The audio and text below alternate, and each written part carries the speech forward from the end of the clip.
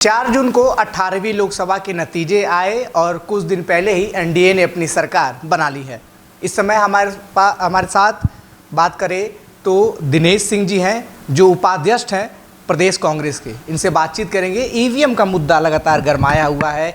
आप लोग लगातार ईवीएम से चुनाव न कराने की बात कर रहे हैं। आखिर क्या वजह है? तमाम टेक्नोलॉजी हैं, तमाम व्यवस्थाएं हैं, उसके बाद भी ईवीएम पे सवाल बना हुआ है। इस बार विपक्ष ने भी काफ़ी बढ़िया प्रदर्शन इस चुनाव में किया है।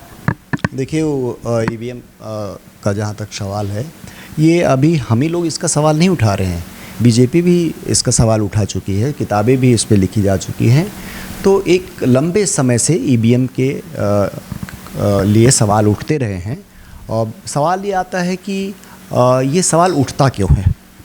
बात यह है कि सवाल उठने से, और जाहिर सी बात है, जनता के बीच में अगर उसके खिलाफ सवाल उठ रहे हैं कि उसमें कहीं ना कहीं कोई प्रॉब्लम है, तो एक अविश्वास पैदा हुआ है लंबे समय से। और लोकतंत्र में सरकार चुनना एक बहुत ही बड़ा काम होता है। जनता मतदान करने जाती है, उसमें हर्ष होता है, उल्लास होता है, तो एक अविश्वास से एक उदासीनता आती है। तो सबसे बड़ी बात यह है कि अगर ईवीएम के प्रति अविश्वास है तो हम कई बार वजहें तलाशते हैं कि भाई अविश्वास क्यों है, कोई आपके पास कोई प्रूफ नहीं है, जैसा कि मतलब आप आमतौर पे कहा जाता है। और सचमुच अभी तक कोई वैसा प्रूफ नहीं है। लेकिन अभी कई बातें आती हैं कि जैसे अखबारों में कि भाई बटन दबाया पंजे का, बटन दबाया हाथ का, बटन दबाया झाड़ू का, तो निकला कमल का। तो ये बात कोई संजोग की तरह नहीं हो सकती है कि बटन जो है किसी और का दब रहा है और कोई दिख रहा है, केवल और केवल कमल का ही क्यों दिखा है। तो ये बात एक मतलब उस संशय को, उस अविश्वास को और बढ़ाती है। और कई ऐसी टेक्निकल बातें लोग करते हैं, हालांकि वो कोई प्रूफ की तरह से नहीं है।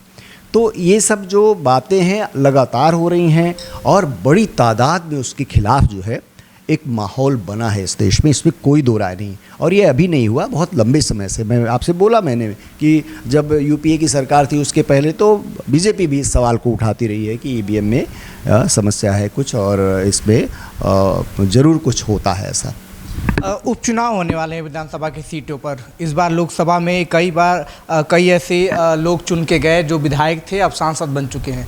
उत्तर प्रदेश में कांग्रेस समाजवादी पार्टी के साथ अब तक गठबंधन में है। आगे की क्या स्थिति रहेगी और उपचुनाव को लेकर क्या तैयारी है? क्या कितनी सीटें कांग्रेस कह सकती है कि इस पे हमें लड़ना है, या फिर इस तरीके का कोई फार्मूला जो लोकसभा चुनाव में तय किया गया था ऐसा कुछ होगा उस उपचुनाव में? अभी देखिए, गठबंधन तो हमारा अभी मजबूत है और ये चल रहा है। हमारी एक केमिस्ट्री बनी है राहुल जी के साथ, जिस तरह से अखिलेश यादव की और नीचे तक हमारे कार्यकर्ताओं में भी है।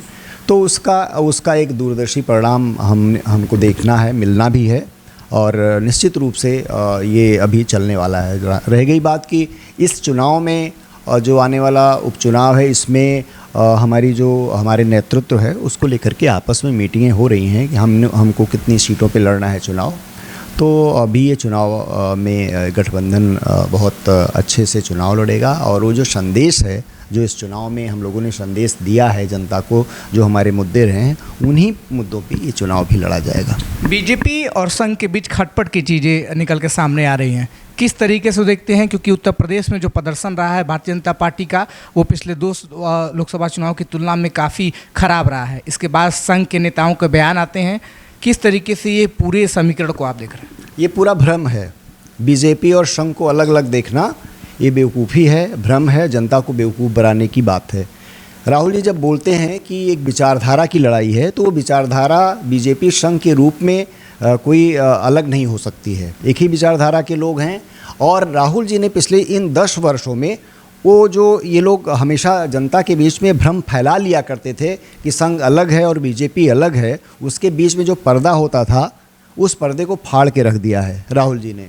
तो अब ये बात कहना केवल भ्रम फैलाने वाली बात है कि इनके बीच में खटपट है और ये है। चूँकि संघ अपने आप को सेवा का दावा करता है, संघ अपने आप को बहुत अच्छे तरीके से लोगों के बीच में जा कर के अच्छी अच्छी बातें करने का दावा करता है।